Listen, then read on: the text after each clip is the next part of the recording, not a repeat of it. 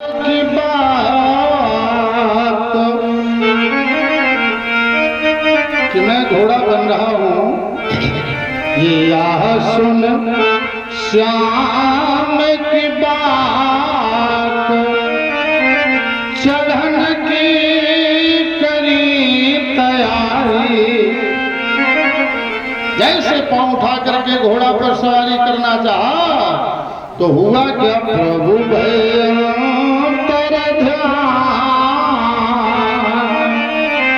भगवान नीचे नीचे अंतर ध्यान हो गए और रही ठाड़ी की ठाड़ी खड़ी रह गई। भगवान अंतर ध्यान हो गए, काम परास्त हो गया, हृदय से काम भग गया।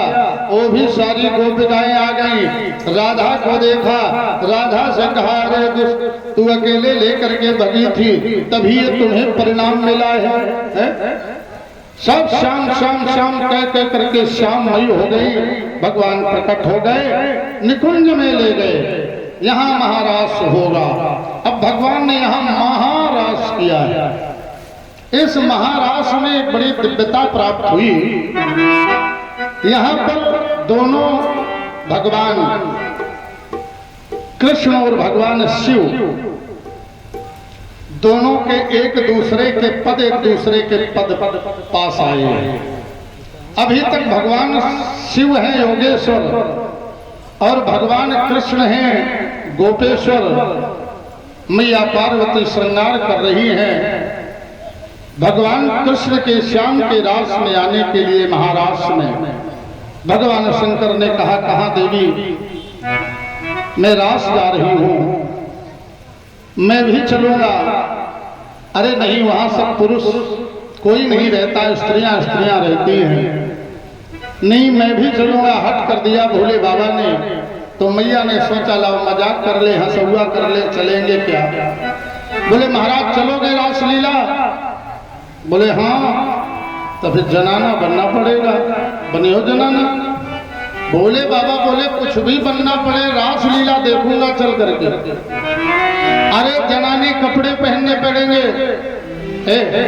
बोले बाबा ने तुरंत बाघंबर खोल करके फेंक दिया। और बोले ले आओ। क्या? बोले लहंगा ले आओ, बक्सा खोलो, लहंगा ले आओ। मैया पार्वती बोली, बड़ी मुश्किल मत इनका मूड बनो। कोई पति ऐसा होता है कि जल्दी मजाक करता नहीं, कभी कभी मूड आ जाए तो हंसुआ करने की इच्छा हो जाती है। तो आज मैया पार्वती बोली, बड़े मूड में आज मिले हैं तो ना हो तो हंसुए कर ली जाए। चली है कहाँ ना है, कपड़ा इनके वही है, नहीं जनाना बने पड़ी है, नहीं चली पड़ी है। तो मैया ने अपना बक्सा खोला और जैसे लहंगा लेने चलने लगे तो आकर के लहंगा निकाला और मैया ने लहंगा भोलेनाथ को दे दिया। अब मैया का लहंगा, पार्वती जी का लहंगा भोले बाबा ने पहरा। और जैसे लहंगा पहरा तो जब पहर करके लहंगा खड़े हुए तो लहंगा गांठन से हो। मैया बोली, महाराज छोटो पड़ गो, अब उतार के धर दो, बस हो गए सौ। सुनो पार्वती, ब्लाउज धनिया ले आओ, ब्लाउज धनिया लाओ। मैया बोले ब्लाउज तो बिल्कुल नहीं, धरन हुई है इनके, लेकिन अब मन इनका बहुत है तो चलो दे दे। अब मैया ने ब्लाउज बलिदान कर डाले, गले दे नहीं, ब्लाउज दे दिया। अब जैसे ब्लाउज दिया तो भोले बाबा ने ब्लाउज की बाह में अपना हाथ डाला तो यहीं से जवाब दे गया, सब फिट। बोले हुई है ना महाराज। अब भोले बाबा जबरदस्ती करें जुटे। मैया बोली ब्लाउजो फाट रही है। बोले भोले बाबा ये होगा नहीं महाराज। अरे बोले होगा कैसे नहीं, खींच खींच करके किसी प्रकार से भोले बाबा ने बाहें तो चढ़ा दी, सिलन रहा है मजबूत, चढ़ गया। लेकिन जब बटन बंद करने का नंबर आया तो कहां मैया की छाती, कहां भोले बाबा का वक्षस्थल। यहाँ से बटन, यहाँ से काज। महाराज ब्लाउज ना हुई है, कैसे हुई है? छोटा। बोले अरे हो जाएगा, भोले बाबा ने पर्यायी अपने वक्षस्थल को सिकोड़ लिया और किसी प्रकार से बोले बटने बंद हो जाए, चले तो वहीं तक है, कौन पहलवानी वहीं का। बटने तो बंद कर दिया, कब तक ऐसे बने रहा है। जब भोले बाबा बोले यार कब तक ऐसे रही है, तो नहीं अब धीरे से कंधा ढीला करे। तो भोले बाबा का धीरे से ढीला करना ब्लाउज के लिए आफत, जैसे किया तो पीछे से अब से ब्लाउज फट गया। मैया पार्वती बोली महाराज फाड़ डालो। बोले सुनो सुनो सुनो, उड़निया लाओ, उड़निया आ गया, कुछ नहीं सुनी। उड़निया डाली, जैसे उड़निया डाली तो मैया पीछे खड़ी सोच रही फटो वालो ब्लाउज बंद कर दे।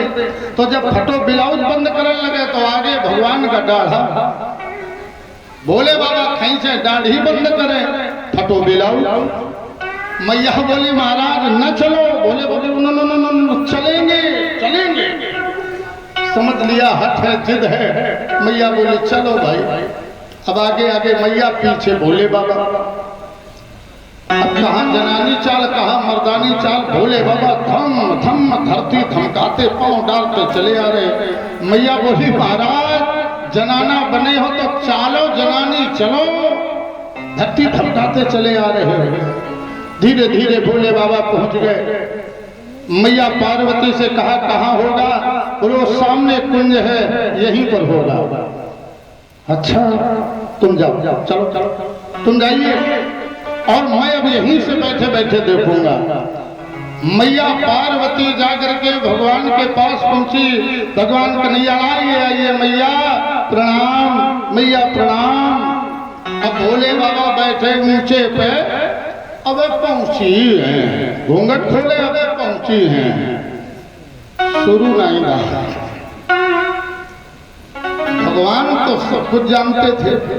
मैया पार्वती से बोले मैया और सब कुछ चलता है। बोले हाँ। अब क्या मैया अकेले आई, वो सामने कौन बैठा है। मैया बोली हाय छुप के बैठे रहे, अब बताओ हम का बता को बैठे का बता मैं। बोले महाराज बैठा थोड़ो है। बोले फिर। बोले जरा गौर से देखो, बैठी है बैठी। अरे हाँ हाँ हाँ बैठी, घूंघट डाले बैठी। कौन है। अब पार्वती बोली देर लगाई है परिचय माँ, तो भेद न खुल जाए। तो बोली जल्द ही। बोली महाराज हमारी मौसी की बिटिया है। अच्छा तुम्हारी मौसी की बिटिया, तो हमारी तो मौसी भाई। हाँ तो क्यों ये बताओ फिर वहाँ क्यों बैठी है। जब यहाँ सब नारी नारी स्त्रियां हैं तो वहाँ क्यों बैठी हैं, उनको भी ले आती। अरे महाराज कोई हमसे बड़ी है ना, जिद्दी है, तुम्हारी कसम बहुत खर स्वभाव की है, यहाँ बहुत गुस्सा है। कहो कि मनती ही नहीं, हमने कहो कि चलो चलो, लेकिन नहीं मानी बैठी। भोले बाबा बोले कह मैया कहो तो मौसी का मना लो। मैया बोले हाय अब तो बड़ी समस्या है, सब भेद खुल जाएगा। बोले कन्हैया तुम ना जाओ, वो बहुत जिस दिन तुम्हारी भी बात नहीं मानेगी। अब भोले बाबा देखे, बोले अब शुरू नहीं बाबे तो बातें चीज चल रही। ये नहीं पता कि जो होना था हो गया, सब जानकारी हो गई है। घूंघट डाले बैठे। भगवान वहां से मैया से कहा मैं जाता हूँ, मना करके लाता हूँ। और छलांग लगाई और दूर से बगल से पीछे पहुंच गए। अब भोले बाबा बैठे घूंघट डाले, पीछे भगवान। ये आगे देखे शुरू नहीं भाई, और भगवान कन्हैया बैठे पीछे। बोले सखी ओ सखी। अब बगल से देखा कि ये तो यहीं बैठे। अब बोले क्या करें। बोले सखी तो बड़े धीरज से आवाज दी। बोले अब कितनों धीरज से बोले, आवाज भारी। भगवान बोले कह सके तुम्हारी कसम बोल बहुत गरू है, कर रही हो। कह सके चलो देखो मौका है, नहीं गई मौसी चलो। अरे चलो भाई देखो इतनी जिद अच्छी नहीं होगी, चलो देखो हम आए चलो ना।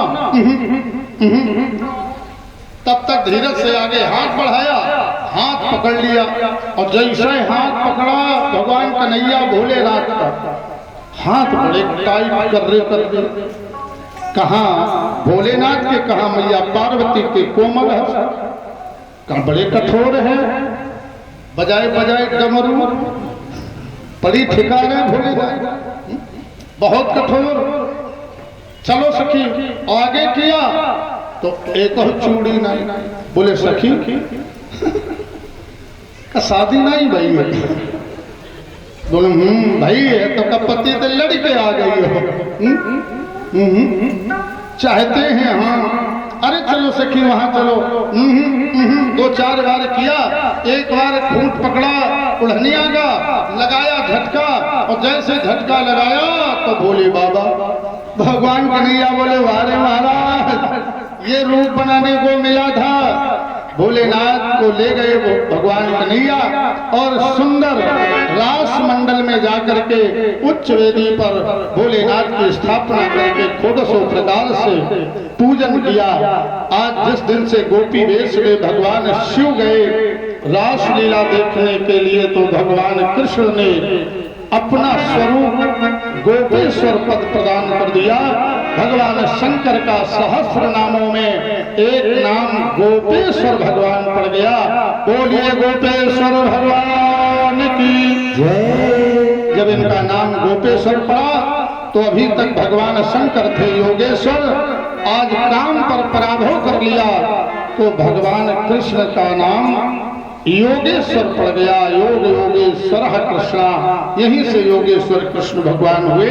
बोलिए योगेश्वर कृष्ण भगवान की। भक्तों भगवान ने महाराज किया, काम पराभव किया। इसके पश्चात बड़ा चिंतित बैठा है कंस। जो भी जाता है लौट करके वापस नहीं आता है। देवर्षि नारद ने आकर के बताया कि धनुष यज्ञ दंगल का आयोजन करो। कार्तिक के महीने कृष्ण पक्ष में त्रयोदशी चतुर्दशी को दंगल का आयोजन निश्चित किया। निमंत्रण कौन लेकर के जाएगा? बोले चाचा अक्रूर लेकर के निमंत्रण जाएंगे। सुखदेव जी कहते हैं राजेंद्र, इधर भगवान गौओं को चरा के वापस आए हुए हैं और इधर सारी गोपिकाएं भगवान की वाट निहार रही थी। बरियाई जबरदस्ती करके चाचा अक्रूर को भेजा गया। सुबह के आए हुए संध्या वेला में चाचा अक्रूर पत्र लेकर के आए। भगवान बड़े खुशी हैं। चाचा को प्रणाम किया। मथुरा के समाचार क्या है? चाचा ने कहा कि मथुरा से मामा कंस ने तुम्हें निमंत्रण कार्ड तुम्हें बलराम आदि सखा बंधुओं को भेजा है। भगवान बड़े खुश, अब तो हम मामा के यहाँ जाएंगे। निमंत्रण पत्र लिया। निमंत्रण पत्र लेकर के सारे वृंदावन में गलियों गलियों में अपने सखाओं में उछल उछल करके मामा के यहाँ जाएंगे, मामा के यहाँ जाएंगे। बड़े प्रसन्न है मामा के यहाँ जाएंगे। सुखदेव जी कहते हैं राजेंद्र, सारी गोपिकाओं को ये पता चल गया कि भगवान कल प्रातः कालीन वृंदावन का परित्याग करके मथुरा जा रहे हैं। सारी गोपिकाओं के हृदय में विरह की आग जलने लगी। जैसे प्रातःकालीन समय हुआ,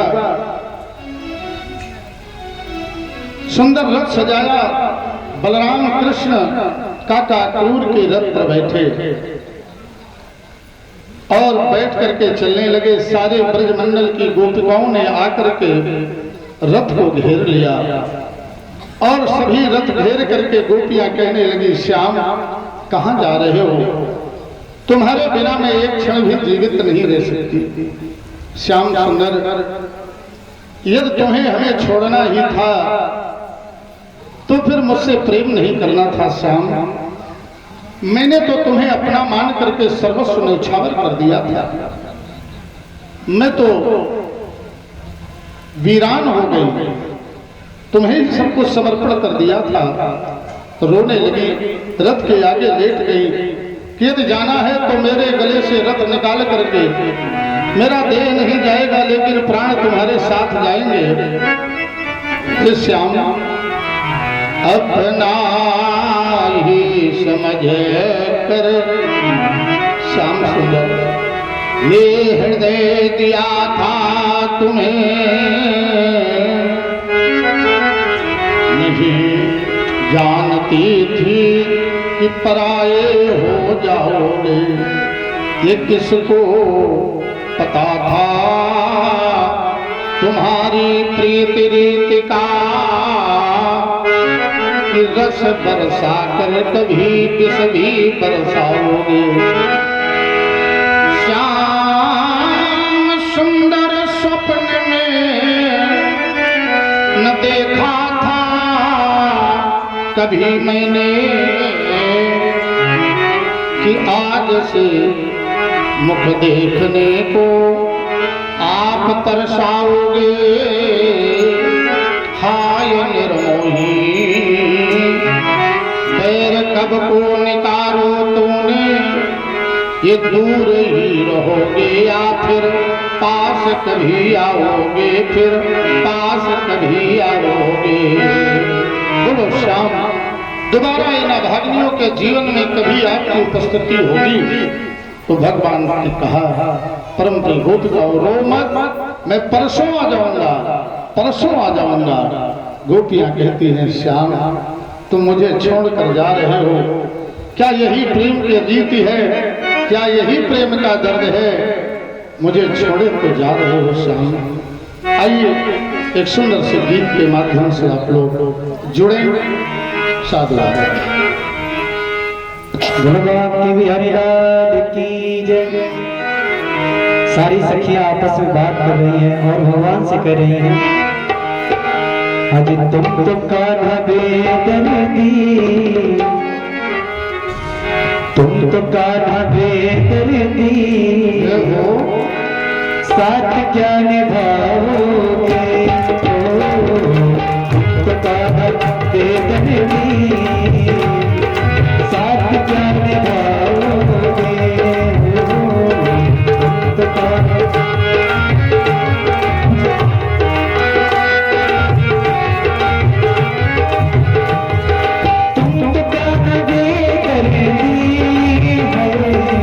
साथ क्या निभाओगे, तुम तो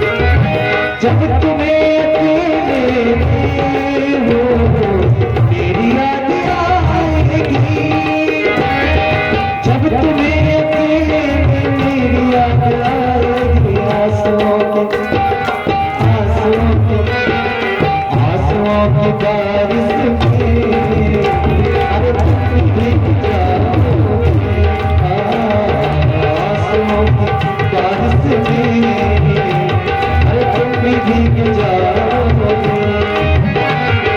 तुम तो कान्हा दे करती, अरे साथ क्या निभाओगे। तुम तो कान्हा दे करती, साथ क्या निभाओगे। तुम तो कान्हा दे करती, साथ क्या निभाओगे। सुबह पहले गाड़ी से तुम मथुरा चले जाओगे। तो कान्हा दे करती, साथ क्या निभाओगे। तो कान्हा दे करती, साथ क्या निभाओगे। तो कान्हा दे करती, अरे साथ क्या निभाओगे। साथ क्या निभाओगे। साथ क्या निभाओगे। साथ क्या निभाओगे। भगवान ने कहा गोपियों मैं परसों आ जाऊंगा और रोना बंद कर दो। परसों का वादा करके भगवान गोपियों के मध्य से मथुरा की ओर चले जाते हैं। यमुना के किनारे जैसे पार हुए, आज अक्रूर के हृदय में संदेह था कि बालक हैं भगवान, तो बोले काका क्रूर को दर्शन दे दिए जाए। काका क्रूर स्नान करने लगे। यमुना में रथ पर बैठे हुए थे बलराम कृष्ण। भगवान ने माया में जल के अंतराल में अपना स्वरूप दर्शन कराया। चाचा क्रूर ऊपर निकल करके आए, बच्चे हैं कहीं जल में न कूद गए। देखा तो रथ पर भगवान, फिर गोता लगाया भगवान जल के अंतराल में। अब नारद की बात याद आ गई। काका क्रूर को नारद कह रहे थे परमात्मा है, ब्रह्म है, यही कंस को अवश्य मारेंगे। वहां से स्नान किया, रथ लेकर के चलने लगे। भगवान ने पूछा चाचा ये कौन सा नगर है। बोले यही मथुरा नगरी है, मामा की नगरी है।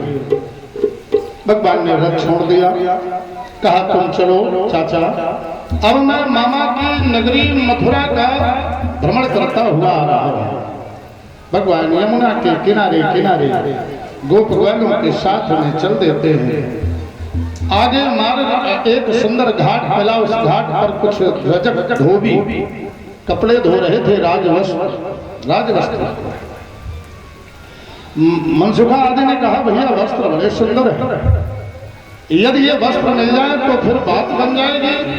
क्योंकि जब वस्त्र सुंदर नहीं होते हैं तो कहीं मान सम्मान नहीं होता है रिश्ते नाते में। सुंदर वस्त्र मिल जाए, राजा है कंस, उनके दरबार में हमारा सम्मान होगा। भगवान ने कहा इनसे मांग लो। गए मांगने के लिए। दृष्टा याचक वांसांस धौत्यांत उत्तमति। क्या जिस समय उस धोबी ने देखा कि मुझसे वस्त्र मांग रहे हैं, बोले ये वस्त्र किसके लिए। तो बताया कि हमारे कृष्ण हैं, उनके लिए वस्त्र। कहाँ है तेरा कृष्ण। बोले वो सामने है, हमारे कृष्ण सामने है। तो इसने कहा अरे दोस्त ईदृशानि वांसांसि अनित्यं गिरिवने चरा। ये गिरी बने चरा, बनचर जंगलों में गौओं को चराने वाला, वन वन भटकने वाला बनवासी, उसके लिए बस। अरे यही वो कृष्ण है जिस कृष्ण के लिए अनेक अनेक राक्षसों को भेजा गया और उसे मार ना सके। महाराज हमें बतावे, यही एक कपड़ा धोने वाली मोगरी न सर पे पटक दूं समाप्त हो जाए। भगवान बोले तेरी वाणी शुद्ध नहीं हुई अभी। ये वही था त्रेता युग वाला धोबी जो मैया सीता के लिए शब्दों का प्रयोग किया था। भगवान ने कहा कि एक बार पूर्ण वार्ता की, शब्दों के कारण मेरे वंश का विनाश हुआ, मेरी गर्भवती सीता का परित्याग करना पड़ा। आज भी वाणी तेरी शुद्ध नहीं, मैं तेरा कर्जी हूँ। भगवान ने सुदर्शन चक्र को आदेश दिया, जाकर के इसके धड़ से सर को अलग कर दिया। जितने धोबी थे सारे कपड़े डाल डाल करके भग गए। भगवान ने कहा सुंदर सुंदर वस्त्रों को छाट लो, अब पहनने का सहूग नहीं। कोई ग्वाला कुर्ते की बाह में पांव डाले, नीचे पहरे ऊपर पहरे। इसके बाद चले आगे, एक दर्जी था, जिस दर्जी ने काट छाट करके भगवान के सुंदर वस्त्र बनाए। और आगे बढ़े तो एक सुदामा नाम का माली सुंदर गुलाब के पुष्पों की माला गूंथ रहा था। भगवान के गले में माला डाली, सारे ग्वालवाड़ वालों के गले में माला डाली। भगवान और आगे बढ़े। परमात्मा आज कंस के राज दरबार के मार्ग में जा रहे हैं। वहां पर एक दृश्य देखा प्रभु ने। क्या देखा?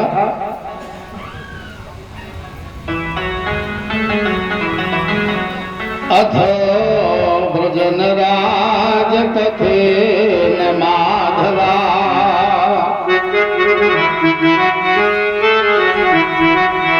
माधव ने क्या देखा राजपथ पर?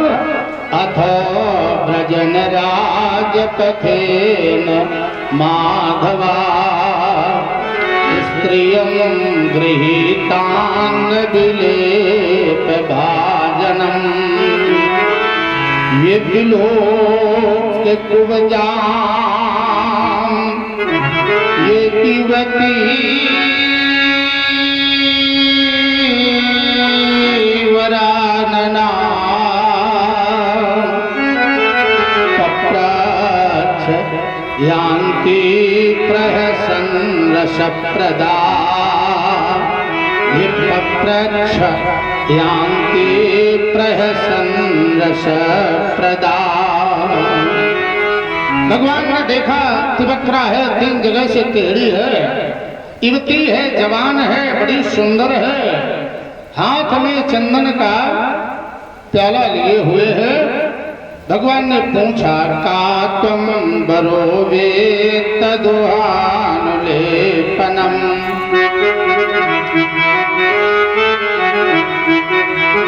यस्याङ्गने वा कथ्यस्व साधुना, ये देहावयोरंग विलेपवत्तमम्,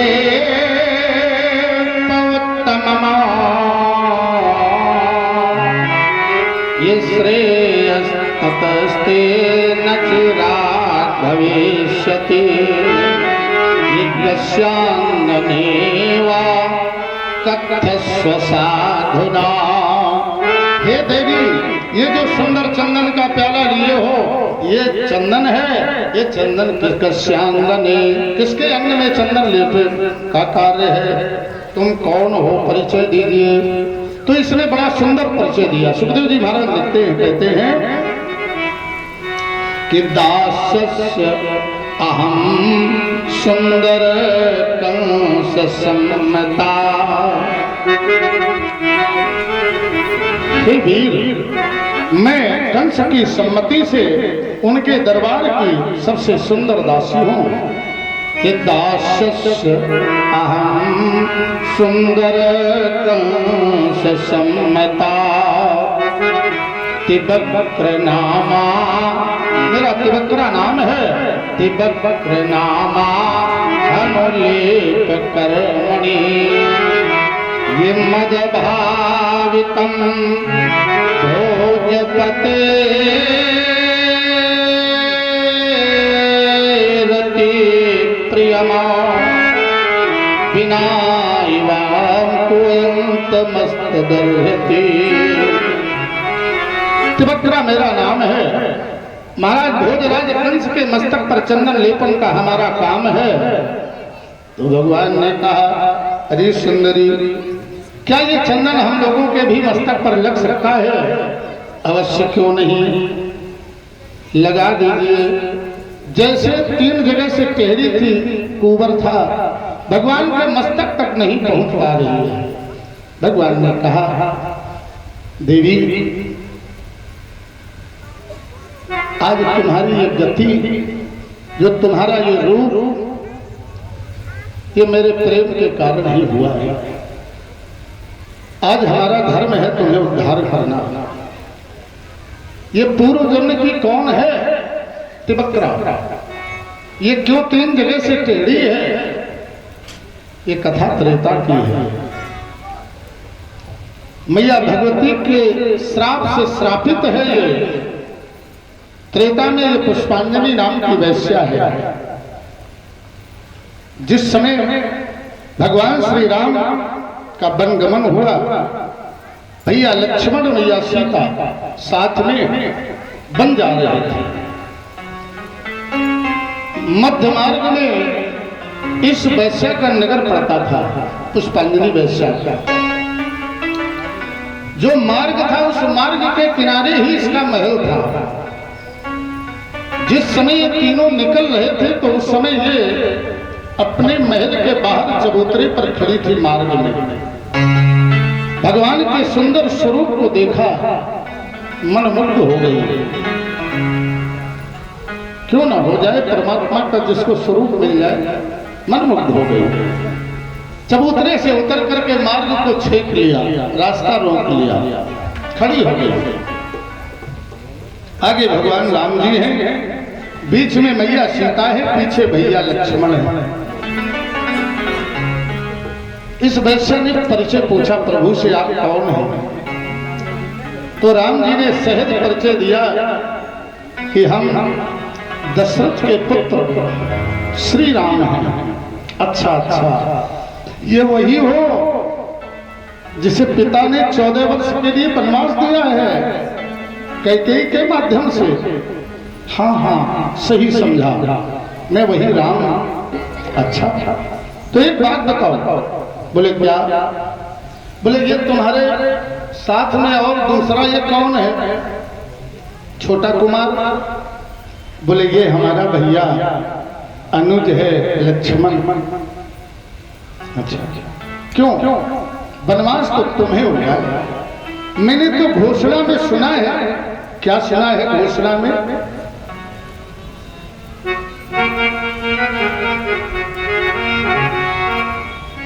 मैंने घोषणा में सुना है कि तापस बेश विशेष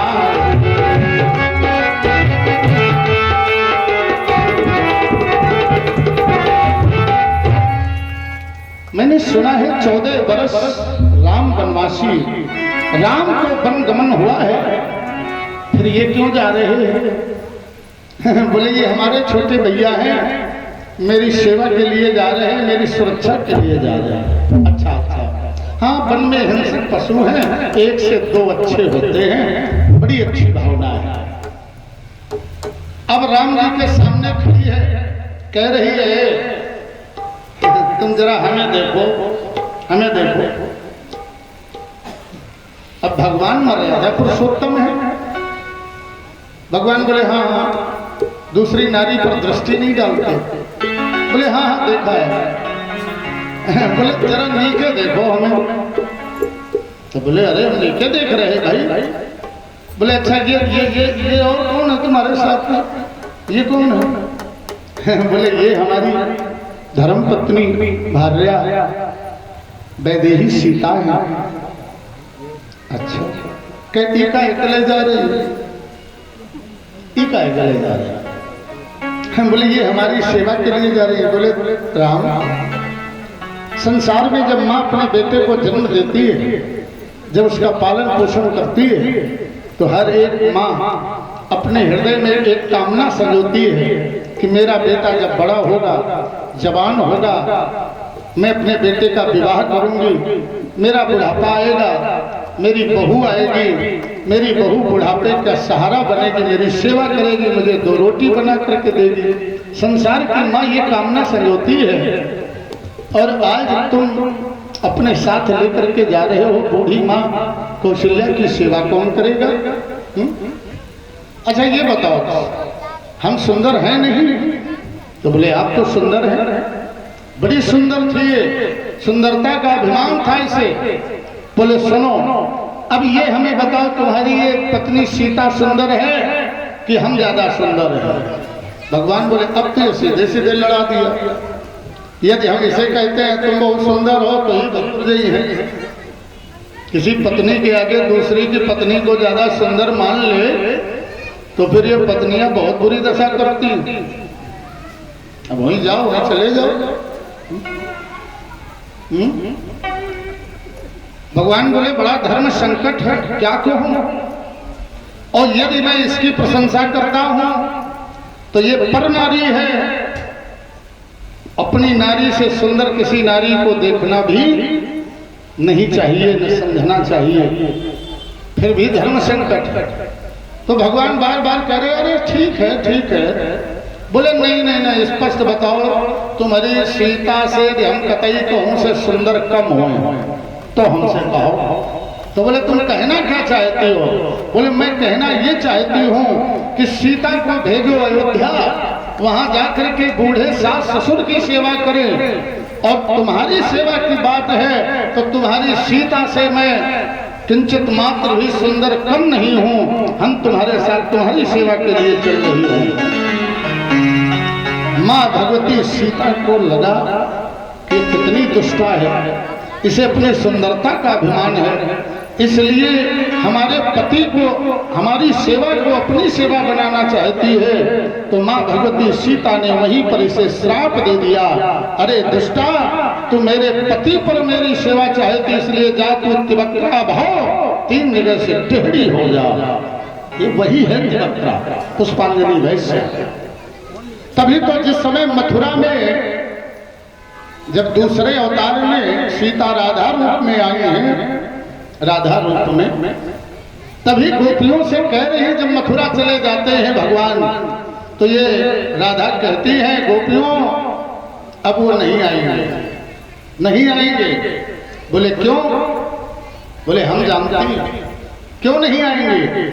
बोले वो हमारी सबत वहां घटी है, वहां वो कुब्जा दासी है, जब मैं सामने थी तभी वो हमारे पति को अपना बना रही थी, और उनका कुछ नहीं समझ मावा तो वो बार बार लबर कर रहे, हमारे भय से कुछ नहीं कह सकत रहे। अब तो स्वच्छंद लीला है, आराम से अब उसी के प्रेम में फंस गए, अब ये लौट कर वापस नहीं आएंगे, कुब्जा है वहां, वही तिवक्रा है। भगवान कह रहे हैं तुमने मेरी सेवा के लिए अपने रूप को कुरूप बना लिया, आज हमारा धर्म कहता है हम तुम्हारा उद्धार करें। भगवान ने 2 हाथ दाढ़ी में लगाए, कुबर में लगाया, झटका लगाया, सीधी हो गई, बड़ी सुंदर। वृत्ति अभी नहीं गई है, साड़ी का आंचल अपने ओठों में लगाया और भगवान से कह क्या रही, ए वीर ग्रह में आमो, मानो कामना भी वही है मेरे महलों में आज की रात। भगवान बोले अभी नहीं, मेरा लक्ष्य है दूसरा, जब तक लक्ष्य की पूर्ति नहीं करूंगा तब तक तुम्हारी सेवा नहीं। मैं तुम्हें वचन देता हूं तुम्हारे महलों में आकर के तुम्हारे द्वारा सेवा ग्रहण करूंगा। भगवान आगे बढ़ जाते हैं, जैसे आगे बढ़े तो लिखा था धनुष यज्ञ महोत्सव। भगवान उसमें प्रवेश कर गए, देखते देखते बाम हाथ से धनुष को उठाया, जैसे खींचा 2 भागों में धनुष विभाजित हो गया, ध्वनि हुई कंस ने कहा इसे मार डालो, वीर मल्लों को आदेश दे दिया। दंगल आयोजन चल रहा था, बड़े बड़े मल्ल थे, चाणूर, मस्तिकासुर, अरिष्टासुर, आग दानव थे। दानवों ने देखा कि एक दूसरे को पकड़ पकड़ करके भगवान को खींचने लगे, बलराम को। भगवान ने चाणूर मुस्तिका का आदि वध किया, सारे दानवों का आगे गए। कुबलिया पेड़ नामा खाती थी, जैसे कुबलिया पेड़ नामा खाती था, भगवान ने उसको भी पछाड़ा, समाप्त किया। दोनों हाथों से उसके वीरों को उखाड़ा, आगे बढ़े। तलवारी सेना लगी थी, भगवान के हाथों में हाथी के वीर, सैनिकों के हाथों में तलवार, एक दूसरे के मार धाड़ करते हुए आगे बढ़े। कंस कहता है वही रखो, इसे मत आने दो। भगवान बोले बिना निमंत्रण नहीं है, मामा कार्ड भेजा है, साथ में कार्ड है। दोनों वीरों को लिया, मामा के ऊपर फेंक दिया। बोले मामा, जब किसी राज दरबार में आया जाता है तो भेंट लेकर के आया जाता है, हम ये तुम्हारे लिए भेंट लाए हैं, लो मामा भेंट। कंस कहने लगा दुष्ट कृष्ण, ये तुमने दुष्टता कहाँ सीखी? बोले मामा, ये मैंने दुष्टता वहीं पर सीखी है जहां पर तुमने अपने बहन और बहनोई को कारागार में डालना सीखा, वहीं पर मैंने दुष्टता सीखी है। वहीं रहो, यहां मत आने का प्रयास करना। भगवान बोले अब कहां रुकूं? छलांग लगाई, सिंहासन पर चढ़ गए, दोनों हाथों से केशों को पकड़ लिया, पृथ्वी पर तड़ाक से पटक दिया, छाती पर बैठ गए भगवान, बालों को पकड़े हुए। जिस समय भगवान कंस के मामा की छाती पर बैठे, आज भक्तों परमात्मा को दृश्य याद आ गया कि ये दुष्ट मेरी नवविवाहिता मैया जा रही थी रथ पर, ये दुष्ट ने केशों को पकड़ करके पृथ्वी पर पटक दिया था, छाती पर तलवार लेकर के बालों को पकड़े हुए बैठा था। आज वो दृश्य याद आ गया, भगवान के नेत्रों से अश्रु बहने लगे। भगवान रो और कहा मामा, आप जिस समय में तुम्हारी छाती पर बैठा हो, मुझे वो समय याद आ रहा है मामा, तुमने मेरी मैया के छाती पर बैठ बैठ के मारने का प्रयास किया था, तुम्हें याद है मामा? भगवान कह रहे हैं मामा, मामा मामा कुछ याद तुम्हें माँ की क्या दशा बनाई थी,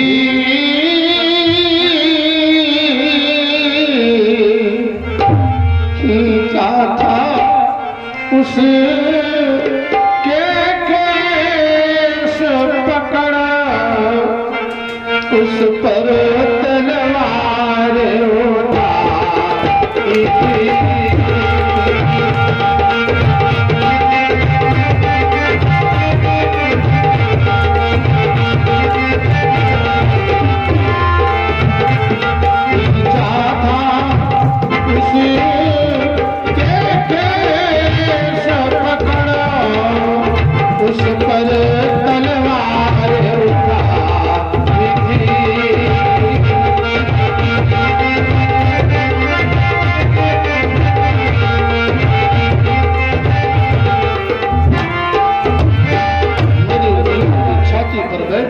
तलवार से मारने जा रहे थे मामा, उस समय आकाशवाणी के कारण ये गति कर रहे थे, लेकिन आज तब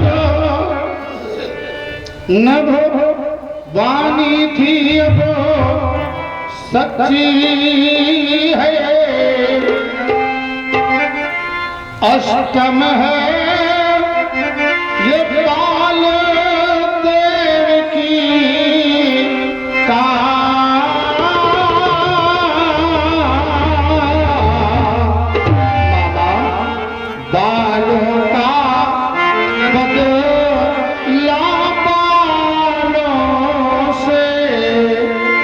लेता है बाल देव के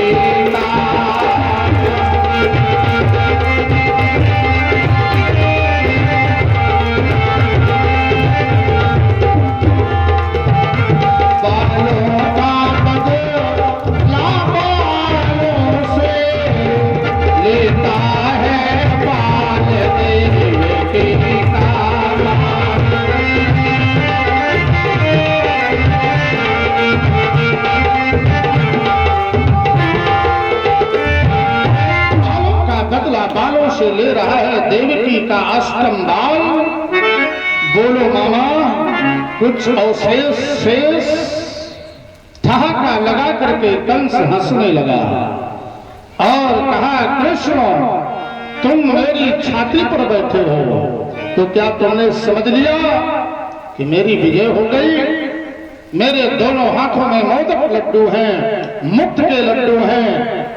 कृष्ण काश यदि मैंने तुम्हें मार दिया तो भी गोलोक का अधिकारी मैं बनूंगा, और तुमने यदि मुझे मार दिया तो भी तुम्हारे गोलोक का अधिकारी मैं बनूंगा। मेरे दोनों हाथों में मोदक लड्डू हैं। मेरे ऐसा कोई भाग्यशाली न हुआ न होगा। मैं कितना बड़ा भाग्यशाली हूं। कंस कहने लगा, दुनिया में कितना खुश किस्मत हूं, दुनिया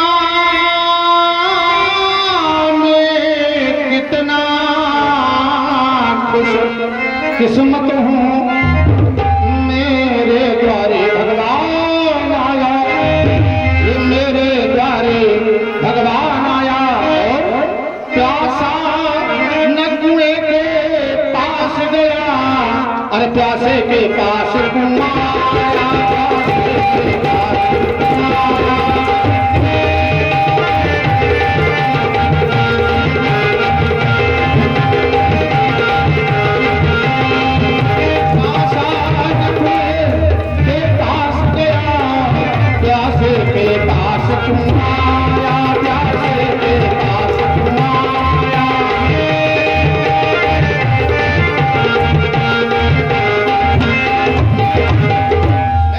भाग्यशाली कौन होगा? स्वयं प्यासा कुएं के पास जाता है। आज प्यासे की प्यास बुझाने के लिए कुआं चल करके आया। बोले भगवान, बोले मामा तो अधिक समय नहीं है। सागर ही सर से लिया यद कुल मुकुट उतार, 3 बार किया ले सुरपुर गयो सिधार। बोली वृंदावन की हरिलाल। मामा कंस का उद्धार किया। इसके बाद जाकर के भगवान जेल खाने में नाना उग्रसेन, माता पिता वसुदेव देवकी का भगवान ने हाथों से हथकड़ियां पेड़ियां काटी, मुक्त किया और स्वयं उग्रसेन को राजा बना करके बैठाला। थोड़े समय बाद सभी को विदा किया मथुरा। बलराम कृष्ण छूट गए।